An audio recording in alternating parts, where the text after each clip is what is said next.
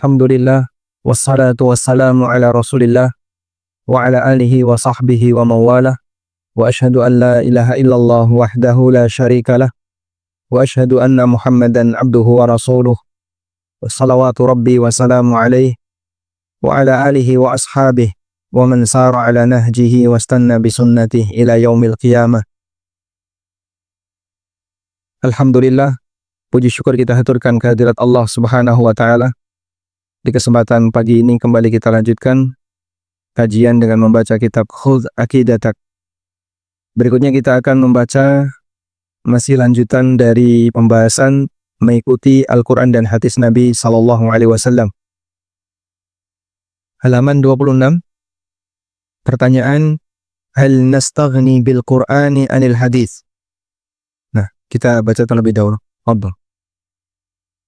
Bismillah, salatu wassalamu ala rasulillah wa ba'du. As-su'al as-salis. Hal nastaghni bil Qur'ani 'anil hadis?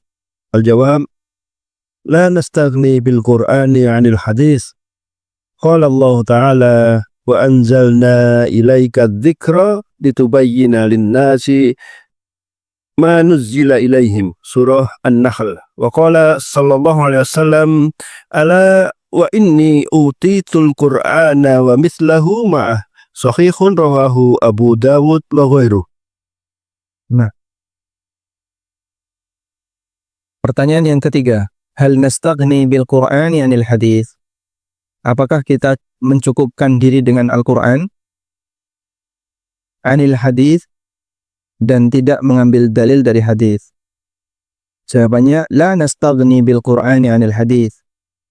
Kita tidak boleh mencukupkan dengan Al-Quran dan meninggalkan hadis. Dan ini prinsip ingkaru sunnah. Sehingga dia hanya mau pakai dalil Quran saja, tapi meninggalkan hadis Nabi SAW. Yang lebih parah lagi, dia mengatakan, jika kau mendapatkan ayat Al-Quran atau mendapatkan hadis Nabi SAW, maka jangan langsung diamalkan. Cocokkan dulu dengan Al-Quran. Kalau sesuai Al-Quran, amalkan. Kalau tidak sesuai Al-Quran, jangan diamalkan. Ini adalah paham yang menyimpang. Karena tidak mungkin ada bagian dari Al-Quran yang bertentangan dengan hadis Nabi SAW. Qala Allah Ta'ala, Allah Ta'ala berfirman, wa anzalna ilaika adz-dzikra litubayyina lin-nasi ma nuzila ilaihim. Kami turunkan kepadamu adz-dzikra. Adz-dzikra di sini artinya apa? Al-Quran. Kami turunkan kepadamu Al-Quran litubayyina lin-nasi ma nuzila ilaihim, agar engkau jelaskan kepada manusia apa yang telah diturunkan kepada mereka. Sehingga keberadaan Nabi SAW dalam beramal maupun menjelaskan sesuatu melalui lisan atau persetujuan beliau adalah penjelasan dari Al-Quran yang telah Allah turunkan. Karena Allah perintahkan beliau untuk menjelaskan kepada umat manusia tentang Al-Quran yang telah Allah turunkan. Wa qala sallallahu alaihi wasallam, dan Nabi SAW juga bersabda, ala wa inni utitul Qur'ana wa mithlahu ma'ah. Ketahuilah, aku diberi Al-Quran wa mithlahu, dan yang semisal dengan Quran. Semisal dalam apa? Aku diberi Al-Quran dan yang semisal dengan Al-Quran, ma'ahu, bersama Al-Quran. Semisal dalam apa? Dalam statusnya sebagai wahyu. Sehingga dalam hadis itu, Nabi SAW menyebut, hadis disebut semisal dengan Al-Quran. Kalau semisal dalam jumlah, tidak mungkin. Karena jumlah hadis lebih banyak daripada jumlah Al-Quran. Sehingga semisal di sini adalah semisal dalam status.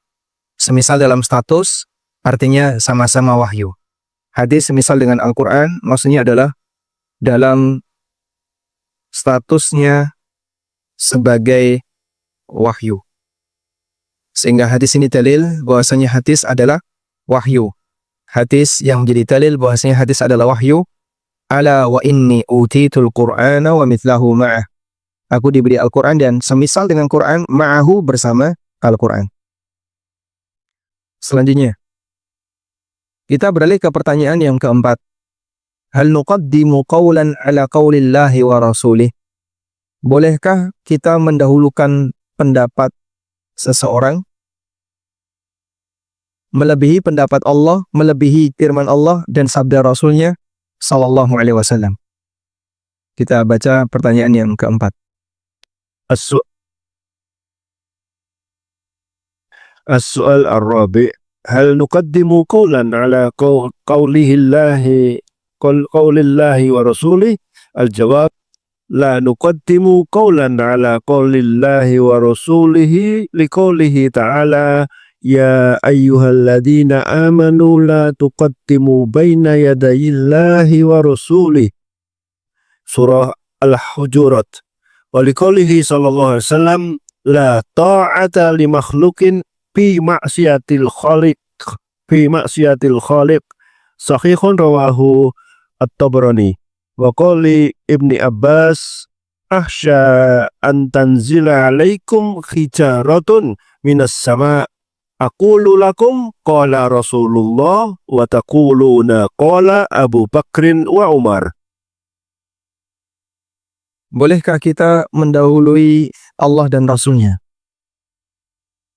Judulnya tegas, jangan mendahului Allah dan Rasulnya. Kebaca nggak ini? Baca. Hal nuqaddimu qawlan ala qawlillahi wa rasulih? Bolehkah kita mendahulukan pendapat seseorang atau perkataan seseorang melebihi dari firman Allah dan sabda Rasulnya sallallahu alaihi wasallam? Jawabannya la nuqaddimu qawlan, kita tidak boleh mendahulukan ucapan atau perkataan apapun ala qaulillah, melebihi firman Allah, wa rasulihi, atau sabda Rasulullah sallallahu alaihi wasallam, liqaulihi ta'ala, berdasarkan firman Allah ta'ala, ya ayyuhalladzina amanu la tuqaddimu baina yadayillahi wa rasulih. Wahai orang yang beriman, janganlah kalian mendahului Allah dan Rasulnya. Sehingga siapapun dalam ketetapan Allah, dia harus mengikuti.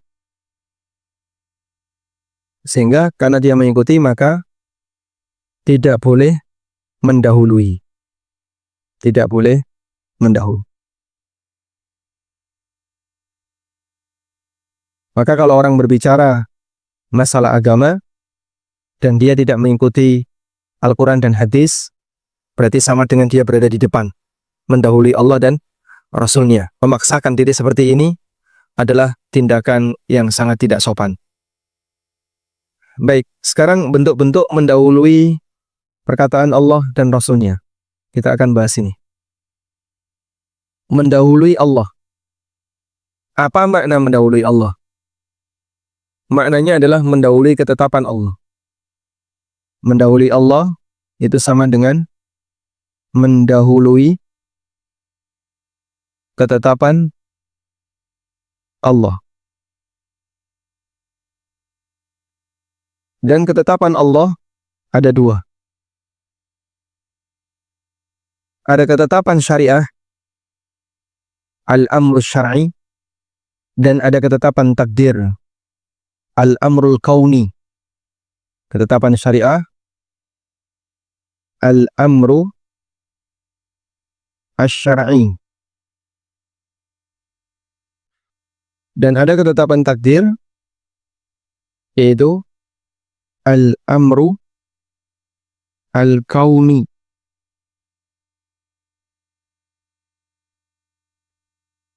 Ketetapan syariat artinya semua syariat Allah, baik yang berisi perintah, larangan, aturan, atau apapun yang menjadi ketentuan agama. Dan ayat yang tadi dikutip oleh penulis dengan tegas melarang hal itu. Orang tidak boleh mendahului Allah dalam ketetapan syariah. Ya ayyuhalladzina amanu la tuqaddimu baina yadayillahi wa rasulih. Wahai orang yang beriman, janganlah kalian mendahului Allah dan Rasulnya. Wattaqullah, innallaha sami'un alim. Bertakwalah kepada Allah, sesungguhnya Allah Maha mendengar lagi Maha mengetahui. Ibnu Katsir menjelaskan ayat ini dengan mengatakan, hadhihi adabun. Demikianlah adab. Addaballahu biha ibadahul mu'minin. Allah mengajarkan adab ini kepada para hambanya yang beriman. Fima yu'aminuna bihi Rasul sallallahu alaihi wasallam minat tawqir wal ihtiram wat tabjil wal i'dham. Ketika mereka berinteraksi dengan Rasul dalam bentuk memuliakan beliau, menghormati beliau, dan memuliakan beliau. Faqala, di mana Allah mengatakan, ya ayyuhalladzina amanu la tuqaddimu baina yadayillahi wa rasuli. Wahai orang yang beriman, janganlah kalian mendahului Allah dan Rasulnya. Ay la tusri'u fil asya' baina yaday. Janganlah kalian terburu-buru dalam urusan apapun sehingga mendahului beliau. Ay qablahu. Artinya kau menyampaikan sesuatu sebelum beliau. Bal kunu taba'an lahu fi jami'il umur. Namun jadilah kalian pengikut beliau dalam segala urusan. Di masa Nabi SAW hidup, kalau Nabi SAW terlibat, sahabat tidak boleh protes. Sehingga mereka tidak boleh mendahului ketetapan Allah dan Rasulnya. Di masa Rasulullah SAW masih hidup, ketika Nabi SAW ikut terlibat, maka sahabat hanya bisa mengatakan sami'na wa ata'na. Bahkan sampai dalam urusan pernikahan.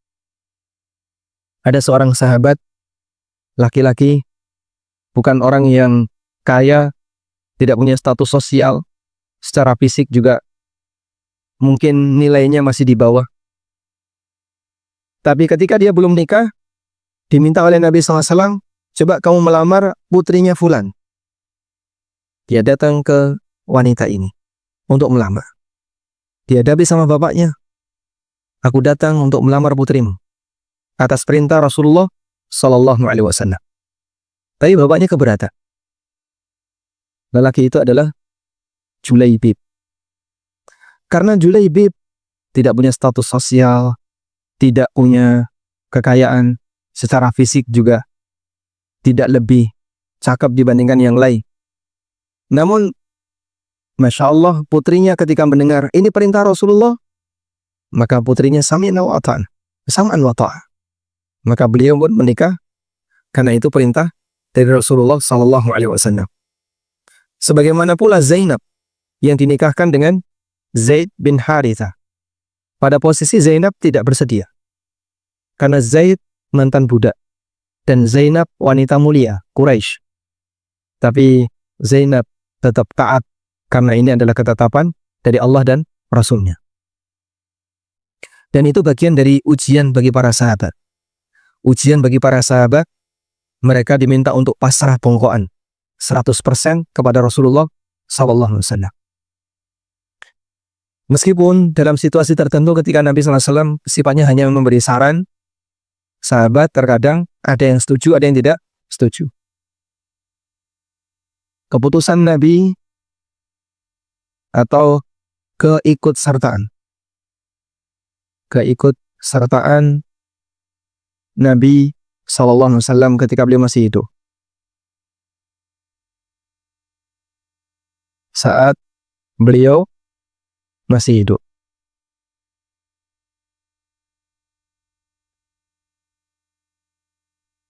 Di sana ada yang sifatnya wahyu. Petunjuk dari Allah Subhanahu wa taala. Untuk yang bagian ini, sahabat tidak punya pilihan.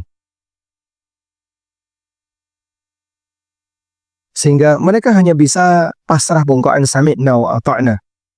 Walaupun mungkin tidak sesuai dengan harapan dan keinginannya. Ya, kalau mungkin di zaman kita, ya, orang pasti protes dan tidak terima. Ini contohnya seperti kasus apa? Kasus ini tidak hanya dalam urusan keagamaan, ini bersifat pribadi masing-masing. Pernikahan Julaibib, juga pernikahan Zainab dengan Zaid bin Harithah. Yang pada kondisi itu Zainab sebenarnya tidak setuju. Makanya pernikahannya tidak berlangsung lama. Lalu terjadilah perceraian. Yang kedua, yang sifatnya saran. Untuk yang sifatnya saran, sebagian sahabat ada yang mengikuti. Kadang sahabat mengikuti.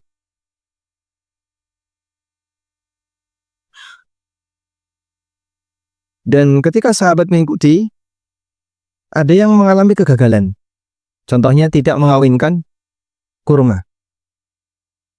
Ternyata ini hanya saran pribadi beliau, di luar bimbingan wahyu, sehingga kadang gagal. Sehingga ini membuktikan Nabi SAW tidak tahu hal yang gaib. Contoh yang kadang gagal, kadang gagal. Ini contohnya mengawinkan kurma. Sahabat nurut dengan apa yang disampaikan Rasulullah SAW dan akhirnya gagal panen. Bapak pernah lihat salak dikawinkan? Saya pernah lihat ya, orang mengawinkan salak. Jadi dia ngambil benang sari jadi salak jantan, dipotong-potong kecil-kecil, terus ditaruh di calon buah salak betina. Nah, karena kan salak pendek, sehingga bisa sambil jalan kaki. Ini mengawinkan kurma. Akhirnya ketika tidak dikawinkan, gagal panen. Yang kedua, banyak yang berkah. Banyak yang berkah. Karena mengikuti saran Nabi SAW, dia berkah. Ini contoh pernikahan Usama bin Zaid. Usama dengan seorang wanita yang waktu itu dicerai 3 oleh suaminya. Lalu wanita ini sudah dilamar oleh Muawiyah dan Abu Jaham. Namun Nabi SAW menyarankan, ingkahi Usama. Nikailah Usama. Kita coba lihat hadisnya.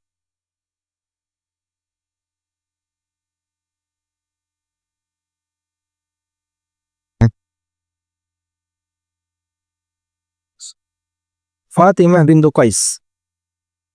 Qala li Rasulullah SAW. Fatimah bintu Qais ketika sedang menjalani masa iddah, dipesani sama Rasulullah SAW. Idza halalti fa'adhinini.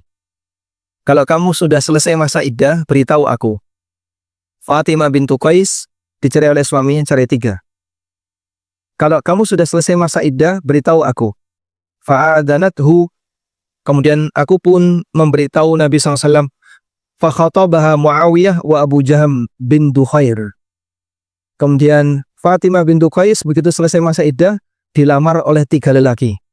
Muawiyah, Abu Jaham bin Dukhair, dan Usamah bin Zaid. Faqala Rasulullah SAW. Kemudian Nabi SAW ngasih pertimbangan. Amma Muawiyatu farajulun taribun la mala lahu. Muawiyah itu orang yang miskin, gak punya harta. Wa amma Abu Jaham, sedangkan Abu Jaham farajulun darrabun lin nisa. Abu Jaham suka memukul wanita. Walakin Usama, nikailah Usama. Faqalat biyadiha hakadha, Usama tu Usama. Kemudian Nabi SAW atau wanita ini mengatakan dengan tangannya hakadha, Usama, Usama. Baik, aku terima Usama, Usama. Faqala Rasulullah SAW, ta'atullahi wa ta'atu rasulihi khairun laka. Mentaati Allah dan mentaati Rasulnya itu lebih baik bagimu. Fatazawwajtuhu faqtabtu bihi. Aku pun menikahi Usama dan aku merasa sangat bahagia. Banyak orang yang iri kepadaku dengan menikahi Usama. Baik, ini contoh seorang sahabat yang diberi saran oleh Nabi SAW dan dia mengikuti dan banyak keberkahan di sana. Sebutkan contoh sahabat yang mengikuti saran tapi tidak mengikuti, yang diberi saran tapi tidak mengikuti. Di sini ada yang kedua ini. Kadang sahabat mengikuti, kadang tidak mengikuti. Kadang sahabat tidak mengikuti. Nah, yang tidak mengikuti contohnya siapa? Dulu sudah melihat Bariro. Bariro ditawarkan untuk balik dengan Mughis. Barirah sudah merdeka, tapi Mughis belum merdeka. Lalu Mughis merengek-rengek minta agar Barirah balik ke dia, tapi Barirah tidak bersedia. Bahkan kemanapun Barirah jalan, diikuti sama Mughis sambil nangis. Saking cintanya Mughis kepada Barirah. Tapi sayangnya cintanya hanya bertepuk sebelah kaki. Dan Barirah nggak senang sama Mughis, sehingga dijak balik, beliau nggak mau. Nabi SAW ngasih saran kepada Barirah, coba kamu balikan saja sama Mughis. Kemudian Barirah tanya, ya Rasulullah, ini wahyu ataukah hanya saran? Lalu Nabi SAW mengatakan, ini hanya saran. Aku nggak butuh Mughis. Sehingga Barirah memutuskan tidak balik ke Mughis. Baik. Selanjutnya, kita baca lagi. Beberapa fenomena seseorang bicara atau mendahului Allah dalam urusan agama. Pertama, bicara agama tanpa ilmu. Semua yang bicara agama tanpa ilmu, maka dia mendahului Allah. Sebab agama itu milik Allah. Ala inna lillahi dinul khalis. Ketahuilah bahasanya agama itu hanya milik Allah. Al-khalis. Murni. Allah Ta'ala berfirman, وَلَا تَقْفُ مَا لَيْسَ لَكَ بِعِلْمٍ. Jangan kamu mengikuti apa yang kau tidak punya ilmunya. Inna sam'a wal basara wal fu'ada kullu ulaika kana anhu mas'ula. Sesungguhnya pendengaran, penglihatan, dan fu'ad, semua itu akan dimintai pertanggungjawaban. Fu'ad adalah isi batin. Terkadang orang memikirkan sesuatu yang dipikirkan maksiat. Sekarang dia bisa merahasiakan. Dan nanti Allah akan membuka semuanya. Yauma tublas sarair. Pada hari di mana semua rahasia akan dibongkar oleh Allah Ta'ala. Di ayat yang lain, Allah Subhanahu wa Ta'ala berfirman, Qul innama harrama rabbiyal fawahisha ma zahara minha wa ma batan, wal ithma wal baghya bighairil haqq, wa an taqulu 'ala Allahi ma la ta'lamun. Allah mengharamkan kepadamu al-fawahish, perbuatan keji, yang lahir maupun yang batin, perbuatan dosa, tindakan melampaui batas, bighairil haqq, tanpa alasan yang benar, wa an tusyriku billahi ma lam yunazzil bihi sultana, dan kalian berbuat syirik kepada Allah yang kau tidak punya buktinya, wa an taqulu 'ala Allahi ma la ta'lamun, dan kau bicara atas nama Allah tanpa ilmu. Sehingga termasuk di antara mendahului Allah adalah bicara agama tanpa ilmu. Ini tadi di surat Al-Isra ayat 36. Tambah lagi tadi surat apa? Firman Allah Ta'ala di surat Al-A'raf ayat 33.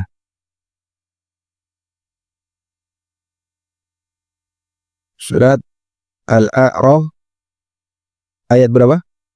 33. Baik.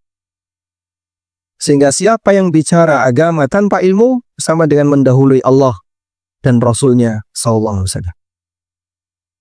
Karena itu kalau nggak tahu, apa yang harus kita lakukan? Diam. Tanya kepada yang tahu. Nabi sallallahu alaihi wasallam pernah ditanya oleh sahabat, Ya Rasulullah, ayul biqa'i khair? Ya Rasulullah, tempat manakah yang paling baik? Wa ayul biqa'i syarr? Dan tempat mana yang paling jelek? Nabi SAW mengatakan, La adri hatta as'ala Jibrin. Aku nggak tahu. Aku tak tanya sama Jibril dulu. Nabi SAW tanya kepada Jibril. Kemudian Jibril menjawab, La adri hatta as'ala Rabbi. Aku nggak tahu. Aku tak tanya kepada Allah dulu. Seorang Nabi nggak tahu. Tanya Jibril. Jibril nggak tahu. Beliau tanya kepada Allah. Lalu Allah Subhanahu wa Ta'ala memberikan penjelasan. Bagaimana dengan manusia zaman sekarang? Setiap kali ditanya masalah agama, kalaupun nggak tahu, maksa menjawab. Selanjutnya, yang kedua, termasuk di antara mendahului Allah adalah membela pendapat manusia, namun dengan mengesampingkan dalil.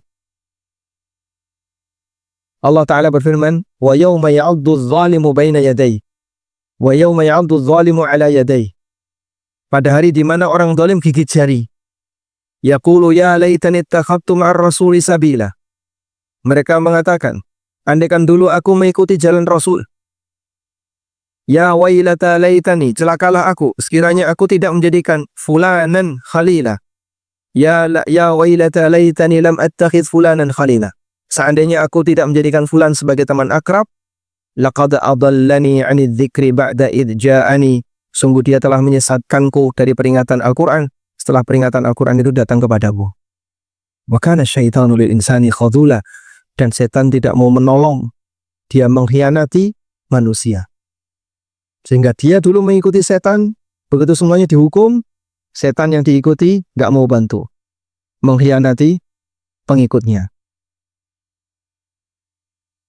Mungkin Anda bisa lihat sebagian di antara penceramah yang membela perkataan gurunya, tapi dengan cara mentakwil hadis dengan cara dipaksa. Sehingga hadis ini ditakwil untuk sesuai dengan aktivitas gurunya. Akhirnya dalil dipaksakan untuk menyelesaikan dengan apa yang dialami oleh gurunya. Sehingga tidak dibalik. Gurunya mentakwil dalil, atau gurunya ditakwil untuk menyelesaikan dalil, tapi dalil dipaksa untuk menyelesaikan keterangan gurunya. Dan itu kelihatan sekali. Sehingga dia ketika itu menyampaikan dalilnya ini. Tapi maksud ini adalah seperti ini, biar sesuai dengan praktek dan aktivitas gurunya. Contoh yang paling nyata, mungkin Anda bisa lihat komentar mereka berkaitan dengan apa yang harus dilakukan oleh imam selesai sholat. Menghadap ke makmum atau menghadap ke kiblat. Dalilnya demikian tegas. Nabi SAW selesai sholat, beliau menghadap ke arah kiblat, ke arah makmum. Cuman kebiasaan para guru masa silam, selesai sholat tidak menghadap ke makmum, tapi selesai sholat menghadap ke kiblat. Nah, maka dalilnya tadi ditakwil untuk menyelesaikan apa yang dilakukan oleh para guru. Hadis ini maksudnya ini. Makanya dulu para guru-guru kita kayak gitu. Itu yang dimaksud memaksakan dalil untuk membela pernyataan guru. Padahal dalil itu bukan dalil ucapan. Dalil itu cerita perbuatan. Dalil itu cerita perbuatan. Nabi SAW kenapa menghadap ke arah makmum? Itu kan cerita perbuatannya. Rasulullah SAW menghadap ke arah makmum. Itu menceritakan tentang perbuatan. Kalau menceritakan tentang perbuatan, berarti tinggal tiru saja praktiknya kayak gitu. Kalau ucapan, mungkin ada penjelasan, oh maksudnya seperti ini. Kenapa beliau menyampaikan seperti itu? Paham maksudnya? Karena ceto sekali ini, kelihatan sekali. Ini maksud dalil untuk membela praktek yang dilakukan oleh sebagian tokoh yang tidak sesuai sunnah Rasulullah SAW. Padahal dia tinggal bilang, para tokoh kami dulu mungkin tidak menjalankan sunnah itu. Selesai. Mari kita sekarang menjalankan sunnah ini. Sudah selesai sampai di situ, insya Allah akan lebih terhormat daripada memaksakan dalil untuk menyesuaikan dengan kebiasaan yang tidak sesuai sunnah. Baik. Nanti mungkin Anda bisa lihat videonya sehingga jadi tahu, oh kayak gini yang dimaksud. Bahwasanya orang memaksakan dalilnya ditakwil untuk menyesuaikan dengan perbuatan tokoh. Yang ketiga, di antara bentuk mendahului Allah dan Rasulnya, lebih memilih referensi selain dalil. Lebih memilih rujukan selain dalil. Allah berfirman, Am atainahum kitaban min qablihi fahum bihi mustamsikun bal qalu inna wajadna aba'ana ala ummah wa inna ala atharihim muhtadun. Apakah kami telah memberikan kepada mereka sebuah kitab sebelum Al-Quran sehingga mereka berpegang teguh kepadanya? Kok susah banget untuk mengikuti Rasul? Apakah mereka punya kitab sebelum Quran itu turun sehingga mereka tidak mau mengikuti Quran karena sudah punya kitab sebelumnya? Bal qalu, ternyata tidak. Bahkan mereka berkata, Inna wajadna aba'ana ala ummah. Kami mendapati nenek moyang kami berada di atas satu ajaran. Wa inna ala atharihim muqtadun, dan kami mengikuti jejak mereka. Wa inna ala atharihim muqtadun, kami mengikuti jejak mereka. Sehingga disodori dalil, gak mau terima. Yang lebih mereka ikuti peninggalan ajaran leluhur. Maka mereka meninggalkan referensi wahyu dan beralih kepada referensi ajaran leluhur. Itulah yang ditegaskan di surat Az-Zukhruf ayat 21-22. Baik. Masih banyak orang yang cara berpikirnya seperti ini. Terutama mereka yang terpengaruh pemahaman bahwa Al-Quran dan hadis sudah tidak relevan dengan kehidupan zaman, karena Al-Quran dan hadis telah diturun atau sudah terlalu lama diturunkan, 14 abad silam. Maka mereka ketika memiliki keyakinan tertentu, itu acuannya adalah referensi yang terkini, referensi belakangan. Baik. Bisa disebutkan ulang contoh fenomena mendahului Allah dan Rasulnya dalam urusan syariat. Yang pertama apa tadi, Pak? Bicara agama tanpa ilmu. Yang kedua, membela pendapat pribadi atau orang lain dan mengalahkan dalil. Yang ketiga, lebih memilih referensi selain dalil. Contohnya seperti orang jahiliyah, lebih memilih perkataan leluhur daripada Al-Quran dan hadis. Dan masih banyak praktek seperti ini di masa sekarang. Sejarah itu berulang, yang beda hanya pelakunya. Sekarang kita akan beralih ke kasus yang kedua. Mendahului Allah dalam masalah takdir. Mungkinkah makhluk mendahului takdir Allah? Dan sering orang kita sebut, ini mendahului takdir. Ini mendahului takdir. Mungkin nggak makhluk itu mendahului takdir? Mungkin atau tidak? Lalu apa makna ini mendahului takdir? Yang sering dikatakan orang, ini mendahului takdir, itu maksudnya apa?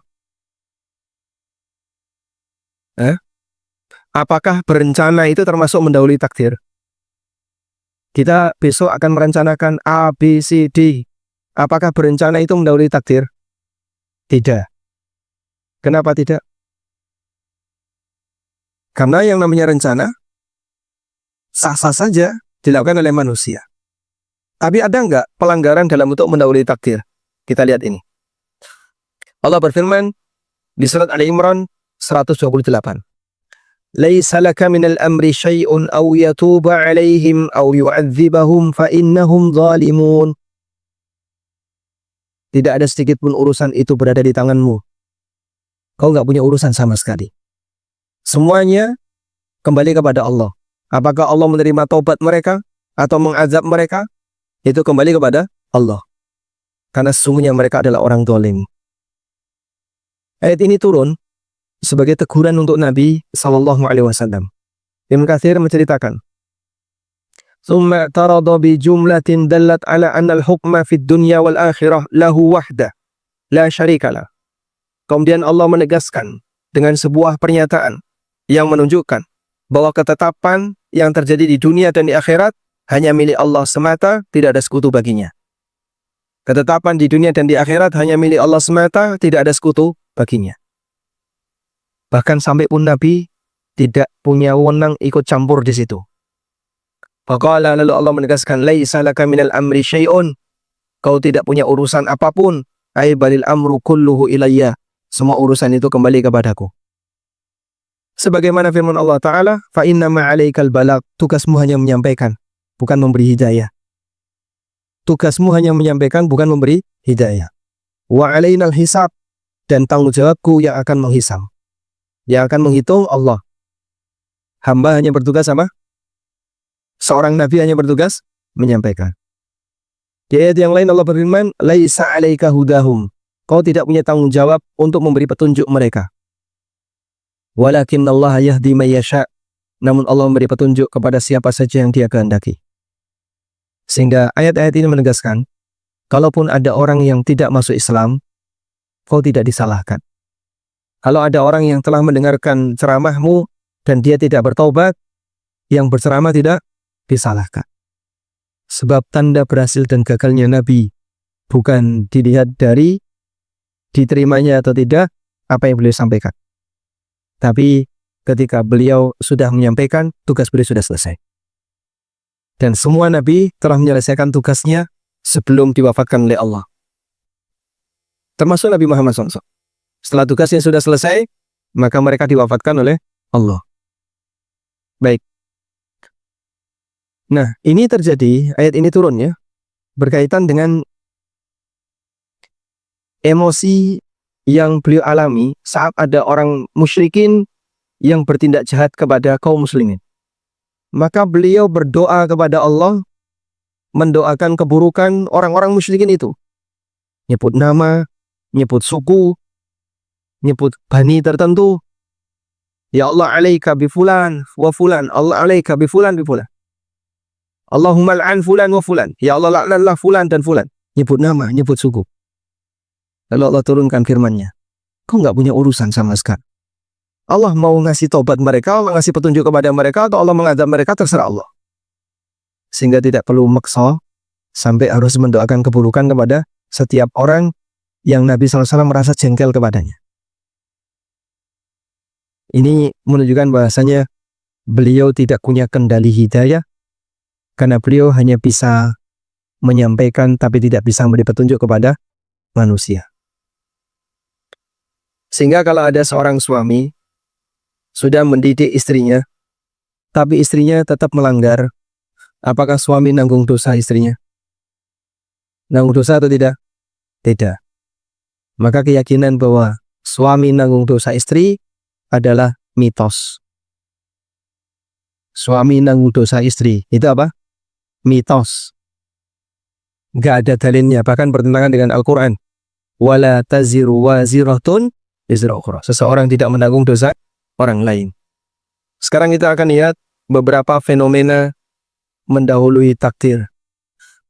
Pertama, berbicara ketetapan Allah di akhirat tanpa dalil. Nanti kita akan begini di akhirat. Itu bahaya ini. Dia bicara tentang ketetapan Allah tapi tanpa dalil. Di surat Al-Baqarah ayat 80, Allah menyebutkan tentang ucapan Yahudi. Wa qalu lan tamassana an-naru illa ayyaman ma'duda.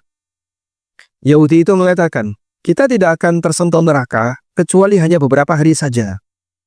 Qul, tanyakan oleh Muhammad, attakhadtum indallahi ahda? Apa kalian telah mengambil perjanjian dengan Allah? Fala yukhlifallahu ahda, dan Allah tidak akan menyalahi janjinya. Am taquluna 'ala Allahi ma la ta'lamun? Atau kalian bicara atas nama Allah yang kalian tidak punya ilmunya. Dari mana kau tahu kalau nanti hukumanmu hanya sebentar? Dari mana kau bisa memastikan? Tidak bisa.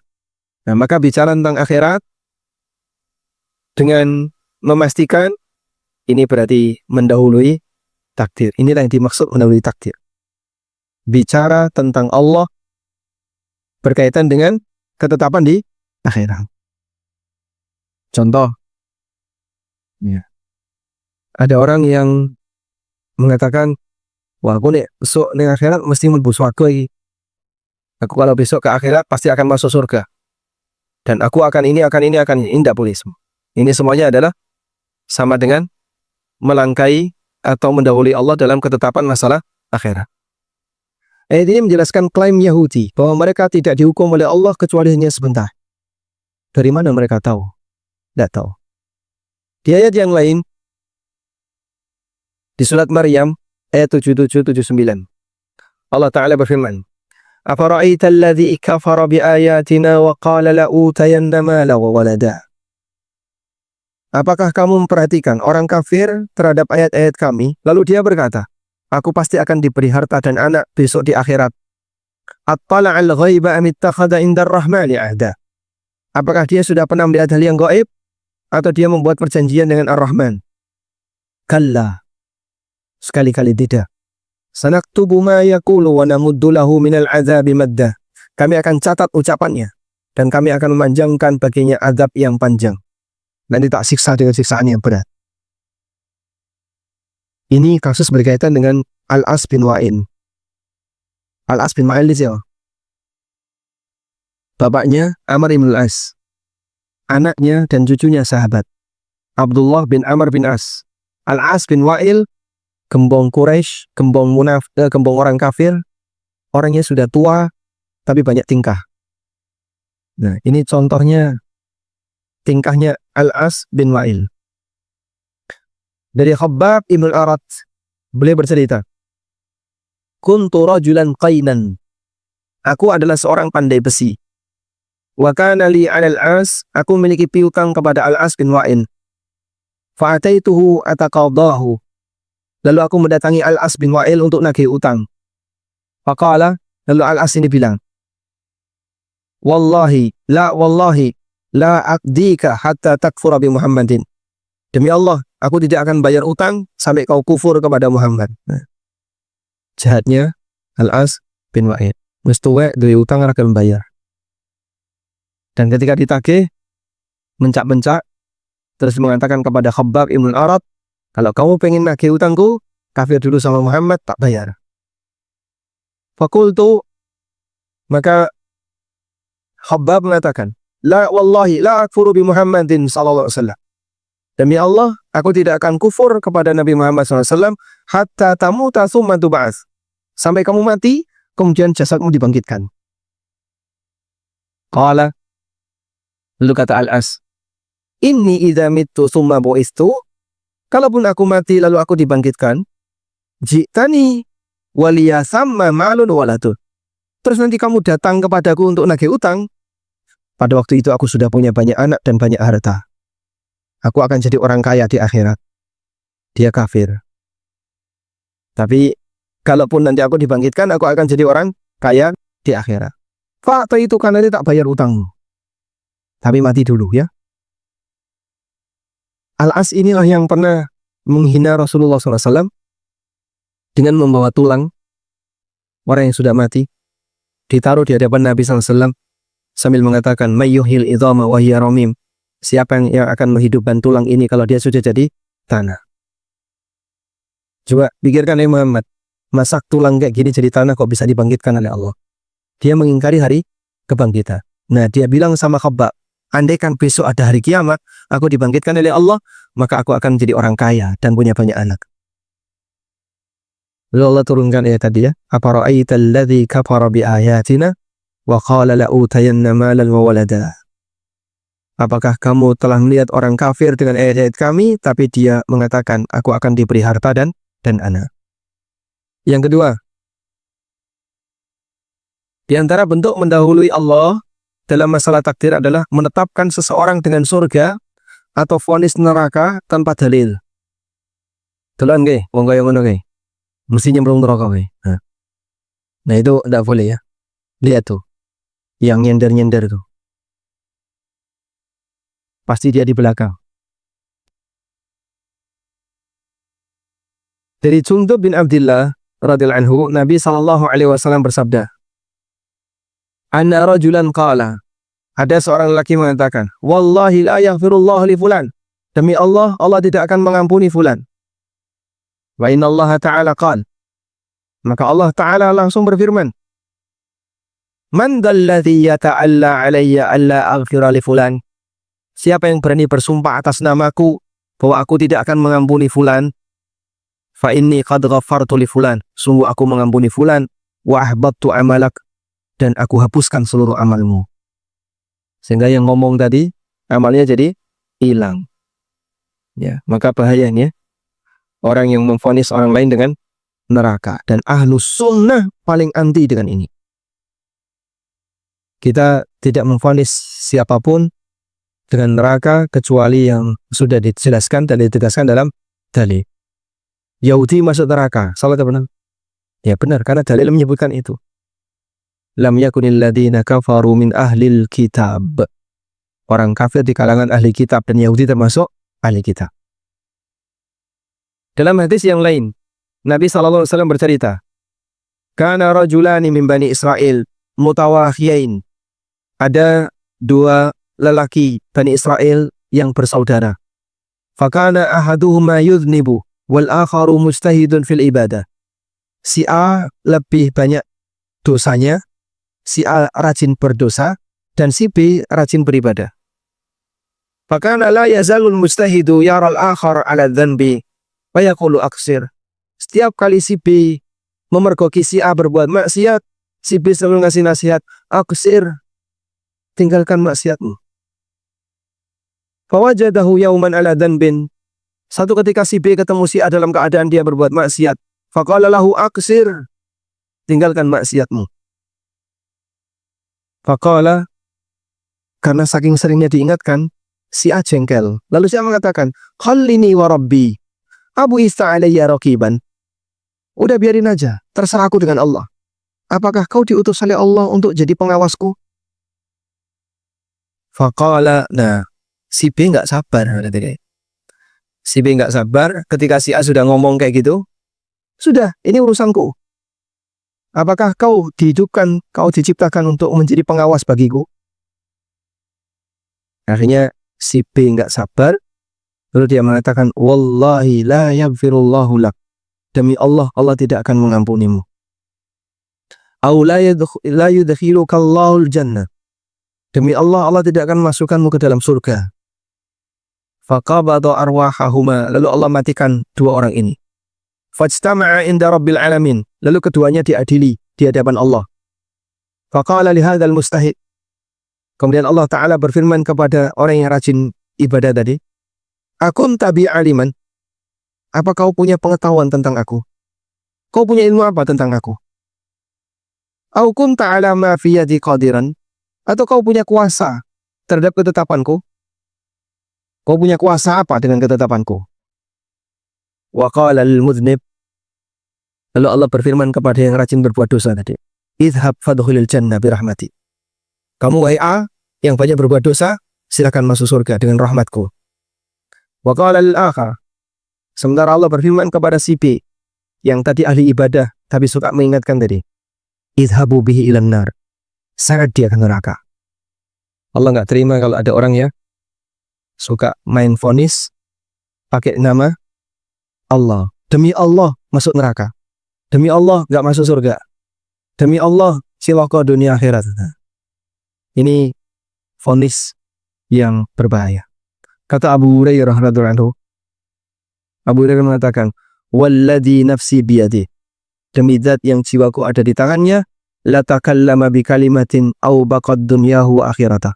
Orang ini mengucapkan satu kalimat tapi membinasakan dunia dan akhiratnya. Rajin ibadahnya nggak ada gunanya. Di akhirat nggak dapat manfaat. Hanya satu kalimat. Wallahi la yaghfirullahu laka. Demi Allah, Allah tidak akan mengampunimu. Langsung hapus seluruh amalnya.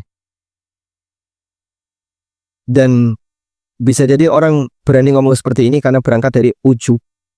Sehingga disebabkan ujub itulah dia nekat memvonis orang lain. Hal yang sama juga berkaitan dengan menetapkan orang sebagai ahlul jannah. Dalam hadis riwayat Bukhari, ketika Abu Sa'ib Utsman bin Mad'un radhiyallahu anhu wafat, Nabi SAW masuk menemuinya. Dan ketika itu ada Ummul Ala radhiyallahu anha. Lalu Ummul Ala mengatakan, rahmatullahi alaika Abu Sa'ib. Semoga Allah merahmatimu wahai Abu Sa'ib. Fasyahadati alaika. Aku bersaksi, laqad akramakallah. Allah memuliakanmu. Ditanya sama Nabi SAW, wa ma yudriki anna Allah akramahu. Dari mana kamu tahu kalau Allah memuliakannya?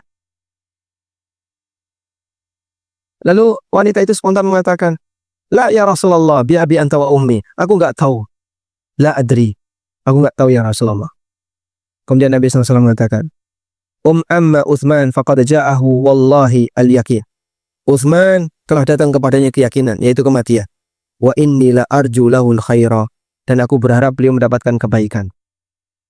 Wallahi ma adri ana wa Rasulullah ma yuf'alu bihi. Tapi demi Allah aku tidak mengetahui. Padahal aku adalah Rasulullah. Apa yang akan diperbuat oleh Allah kepada Utsman. Nah, model seperti ini mungkin pelanggarannya masih cukup banyak di sekitar kita ya. Setiap orang mati di Jawa, mereka mendapatkan gelar Swargi. Swargi ini apa? Masuk surga. Jennate Mbah Jennat. Jannat itu apa? Jannat. Maka dia disebut jannat atau swargi. Harusnya gimana? Yang tidak pasti doakan. Yang tidak pasti, yang tidak jelas, kita hanya bisa berharap, tapi tidak bisa memastikan. Semoga beliau dirahmati oleh Allah. Semoga beliau mendapatkan ampunan dari Allah dan seterusnya. Wallahu a'lam. Walhamdulillahirabbil alamin. Baik, demikian, semoga apa yang kita bahas ini bermanfaat. Wassallallahu ala nabiyyina Muhammadin wa ala alihi wa sahbihi wasallam. Jazakallahu khairan Ustaz atas kajian di pagi hari ini. Ada beberapa pertanyaan dari jamaah. Yang pertama, Ustaz, karena kekurangan modal, seorang peternak sapi membuka diri untuk orang lain berinvestasi. Di dalam akadnya atau dia menawarkan kepada orang yang akan berinvestasi kepada usahanya bahwa tidak menanggung kerugian apabila sapinya mati. Kerugian apabila sapinya mati ditanggung oleh pihak ternak. Bolehkah yang demikian?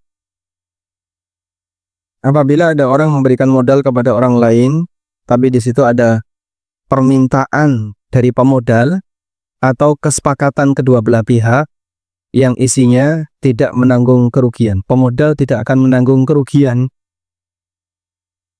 Maka praktek seperti ini keliru. Karena modal tidak boleh dijamin. Kalau modal itu dijamin, maka status akadnya jadi utang. Dan ketika akad itu utang, maka tidak boleh ada bagi hasil. Sehingga dalam akad ternak sapi tadi, modalnya bisa dalam bentuk uang atau dalam bentuk sapi. Uangnya dipakai beli sapi. Kalau sapi ini meninggal, siapa yang harus menanggung resiko? Dua-duanya. Pemodal menanggung resiko, dia kehilangan harta, kehilangan modal, sedangkan peternak menanggung resiko tidak dibayar. Maka resiko ditanggung bersama. Tapi kalau pemodal dia minta kondisi aman, kalau sapi ini mati saya nggak mau nanggung resiko apapun, ini riba, akadnya jadi utang ribawi. Hanya saja jika sapi itu meninggal karena keteledoran pengelola, maka seluruh kerugian karena keteledoran pengelola ditanggung oleh siapa? Pengelola, karena itu teledor pengelola. Jadi misalnya sapinya dijadikan sebagai alat untuk lomba memanah. Sapinya suruh lari, kita akan lomba memanah. Sampai mati, ini teledor.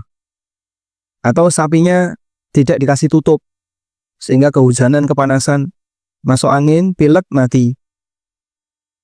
Karena ini teledor dari pihak pengelola, maka pengelola wajib ganti rugi. Wallahu a'lam. Yang berikutnya, Ustaz, terkait dengan azab kubur. Apakah mayat yang mendapatkan azab kubur itu setiap saat, setiap hari, setiap waktu sepanjang sampai dengan hari kiamat? Mengenai azab kubur, apakah itu abadi sampai kiamat? Yang lebih tepat adalah azab kubur sesuai dengan kehendak Allah. Sehingga ada yang diazab dengan waktu yang lebih panjang, ada yang lebih pendek, sesuai yang Allah kehendaki. Karena itu, azab kubur beda dengan azab di akhirat. Bagi orang kafir, azab di akhirat abadi di neraka. Sedangkan orang mukmin, azab di akhirat sifatnya dibatasi oleh waktu. Setelah dosanya habis, atau ada yang diselamatkan oleh Allah, maka dia keluar dari neraka dan dalam tempo tidak sebagaimana dialami oleh orang kafir. Orang kafir tidak ada ujungnya. Nah sekarang azab di kuburan, apakah untuk orang kafir juga abadi sehingga sampai sejak dia mati sampai kiamat? Wallahu alam, yang lebih tepat terkadang dihentikan. Makanya orang kafir ketika dibangkitkan oleh Allah Subhanahu wa taala, mereka kaget dan mereka mengatakan, ya, siapa yang membangunkan kami mim marqadina hadza? Siapa yang membangkitkan kami dari tempat tidur kami? di surat Yasin. Allah Subhanahu wa taala mengatakan, "Qalu ya wailana man ba'atsana min marqadina, hadza ma wa'ada ar-rahman wa sadaqal mursalun." Celakalah kami, siapa yang membangkitkan kami dari tempat tidur kami. Dan ini mengisyaratkan bahwa mereka ketika dibangkitkan malah kaget. Karena sudah datang kiamat. Karena terkadang sebagian azab itu ditahan oleh Allah untuk nanti diberikan secara utuh di hari kiamat. Azab kubur bagi mukmin bisa mengurangi azab akhirat. Sehingga sebagian dosanya hilang ketika dia mendapatkan siksaan di alam kubur. Wallahu a'lam. Berikutnya Ustaz, bagaimana hukum orang yang merasa dirinya berilmu, kemudian dia berijtihad dalam satu masalah, karena punya keyakinan bahwa ijtihadnya akan mendapatkan satu pahala walaupun salah.